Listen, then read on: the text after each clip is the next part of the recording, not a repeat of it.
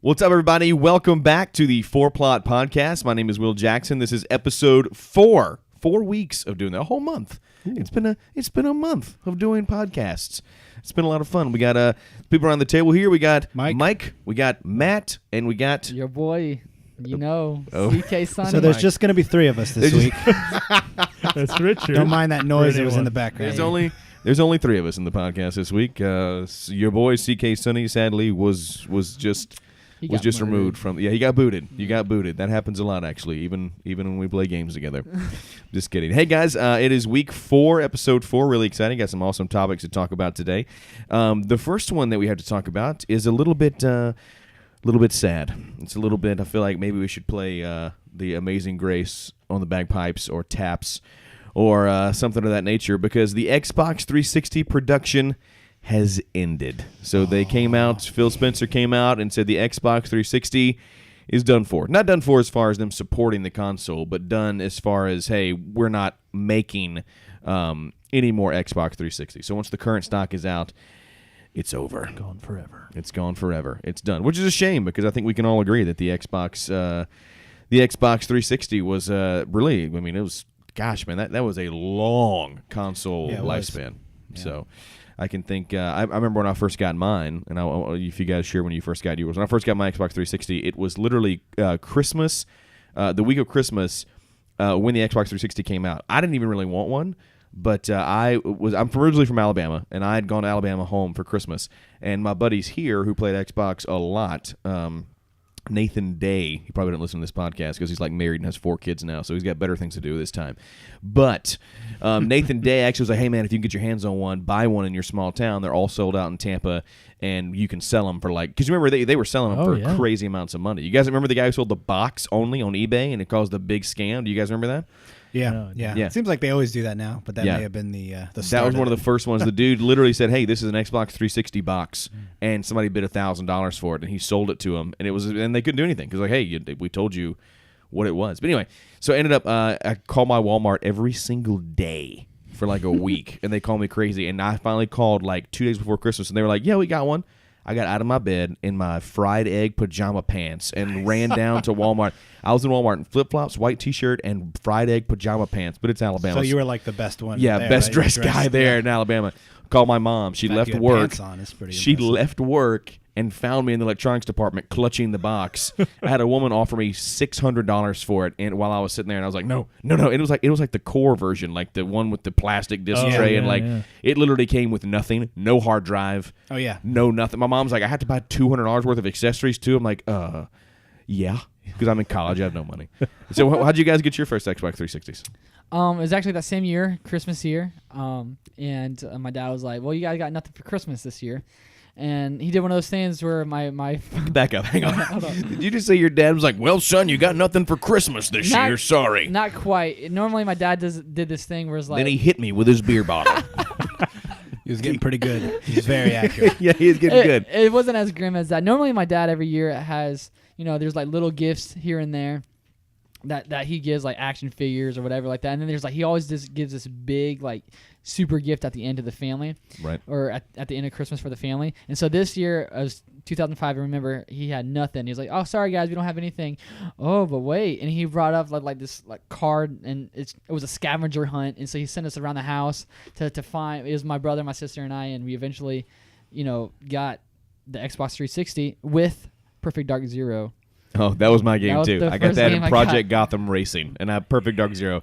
I hate it. I didn't like that game at all. Yeah. Have you seen what that game looks like? It's on the Rare Replay disc. Oh, what's it like? It looks so bad. Wait. Perfect Dark Zero? I'm pretty sure. Yeah, there's a couple Perfect Dark games. I guarantee you go back and play a launch title from 360 regardless. Yeah, I have Lost Planet. I bought for $2. Like 6 years later, it looks so bad. $2, dude. That's like what Sneak King used to cost in Burger King meals. All right, when did you get your first 360? I think it was, I want to say 2006, 7, 8, something around there. We were actually, my family was moving. I was living at home. We were moving across the state to go follow an opportunity out there. And I was probably the most like not having it. I was not a big fan of the whole idea.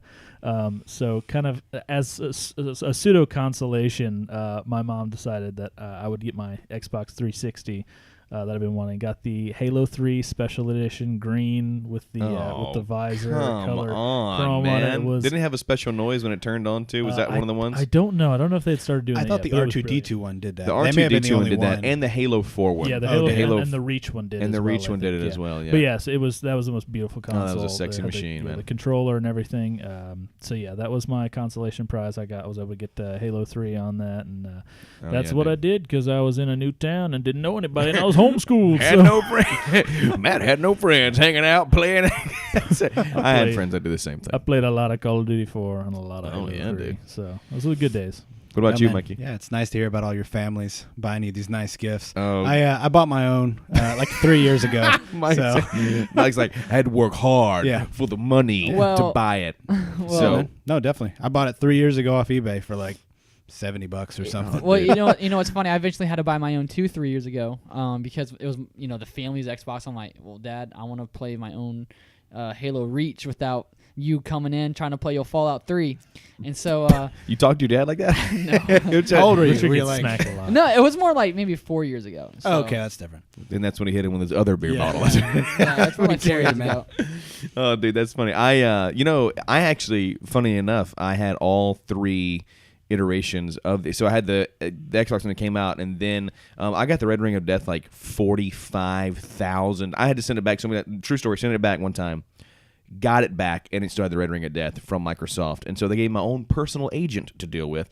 And finally, I was like, screw it. When the new Slim version came out, which was a sexy-looking Xbox, had that's when they started doing the R2D2 because they had the touch button on the front that would turn it on. Had one of those, and then sold it when I got my Xbox One. Bought it on launch day, realized, wait a second, nobody else has an Xbox One that we play with. I need to play games with my friends. Went and bought the 360 that looks like the Xbox One and still have it.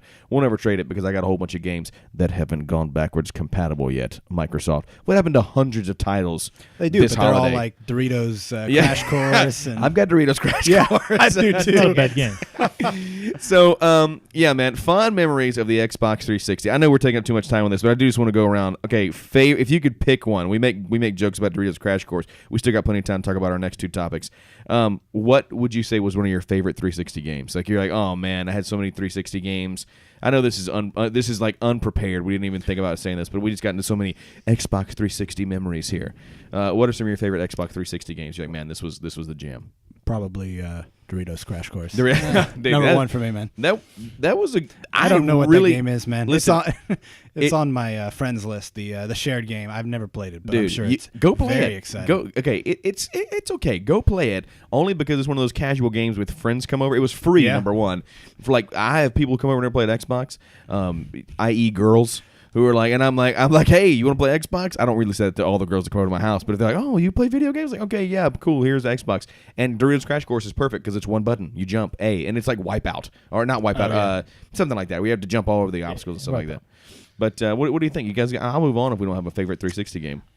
Well, Halo 3. I mean, I played way too much Halo 3, but all the That was Gears of the War system is pretty seller. good too. Yeah. And Halo 3 was I think that's the reason that the Xbox 360 was so much more popular than the PS3. I bought an HD TV. Sold the Xbox 360, I think. I bought an HD TV on a credit card that I couldn't afford to play Halo 3 in HD. yeah. Oh, yeah, dude.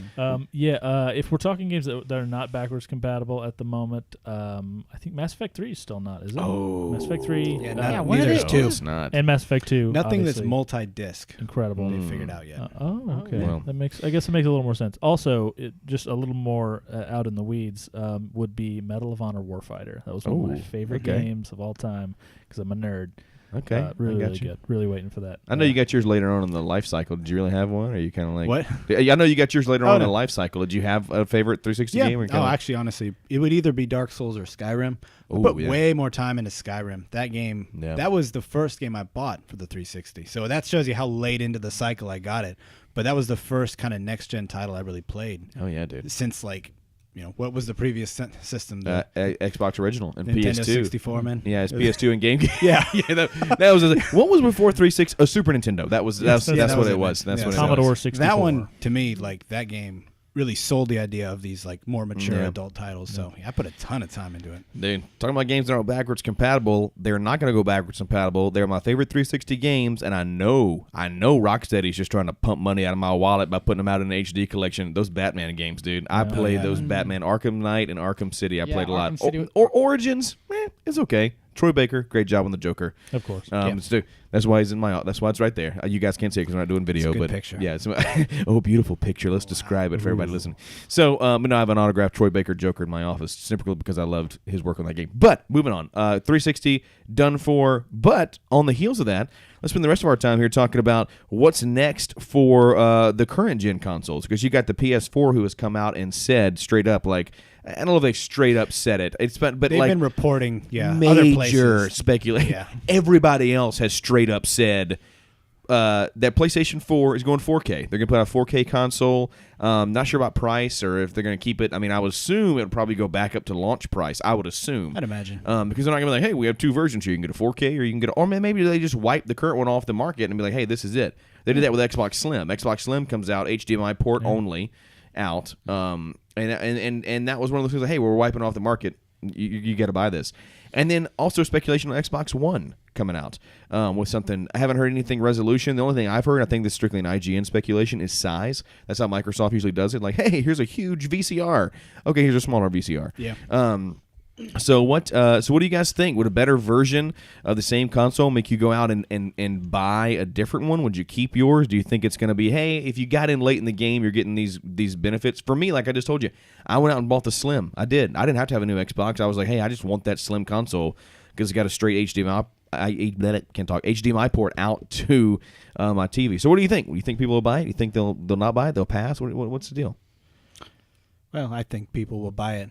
I'm not a big fan of this happening. I think people will buy it. I don't know. I don't like the idea of them having another console this early. I mean, it makes sense to me because if you look, a lot of the virtual reality stuff takes a lot more processing power. I've heard that it has to be at 60 frames per second for Sony. Could be because it really messes with you if it's not, it messes with your eyes if it's not that fast. But the current consoles are already kind of lagging behind compared to some of the PC stuff just because, I mean, I don't know if you've played like The Witcher or Metal Gear Solid or anything. Any of the cutscenes, man, how many of those run at like a good frame rate where it doesn't look like you're looking through an old ViewMaster, the red thing as a kid where you click every frame? I got to tell you, I was really bummed. I played Arkham Knight, going back to the Batman games we talked about, and it is in 60 frames per second on the PC, I think, and the texturing's different. And dude, some of those capes and stuff look awesome. And then I play mine, I'm like, hey, it's still a great looking game. I love the game. But man, my cape doesn't float in the wind quite like the PC version does. You know what I'm saying? And also 4K technology as far as TVs and stuff. I mean, I do believe that's the next wave. I believe that 3D is not. I don't believe curved OLED. I don't believe any of that stuff. I do believe 4K is the next step up in TVs. That'll be the next upgrade. So, but it's not here yet. 4K TVs are thousands of dollars. I mean, it's like it's ridiculous. So, what do you guys think? I mean, would it be worth buying a new Xbox One if they went slimmer, maybe, or maybe added more memory inside of it? I was gonna say if they added more memory. I just now bought a terabyte hard drive for my Xbox One, and it was like $60. Right. But if they do like a trade-in value for the Xbox One now, hey, save up and you get all these extra special features, I might think about buying it just because I have expendable income. I could be like, well, whatever. Oh man, Richard just somebody's Mr. Moneybags. I didn't mean it like that. I didn't mean it like that. Just two like Xbox I'm single. Okay, I'm single. I don't have a wife like you guys have. Yeah. I love it, dude. Or if there's any female listeners, Richard is single and has no single, wife. ladies. Super single, like as single as you can get.